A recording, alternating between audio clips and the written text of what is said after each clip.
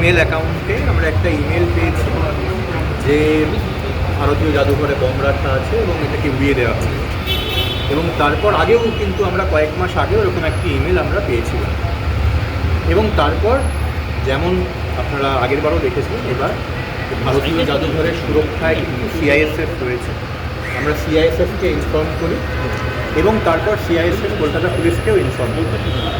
ভারতীয় জাদুঘরে প্রত্যেকদিন হাজারে হাজারে দর্শক কিন্তু দেখতে আসে এবং আমরা যখন এই খবরটি জানতে পারি তখন সিআইএসএফ এবং আমাদের যে যারা গ্যালারিতে সিকিউরিটি আছে তারা দর্শকদেরকে অনুরোধ করে বাইরে চলে আসার জন্য এবং প্রত্যেকেই চলে আসে। এবং আপনারা দেখতে পাচ্ছেন কিন্তু ভারতীয় জাদুঘর আজকে এখন খালি রয়েছে এবং বম স্কোয়াড বা পুলিশের কুকুর সবাই এসছে এবং একটা তল্লাশি হচ্ছে দেখার জন্য কি কোনো বম নিয়েছে।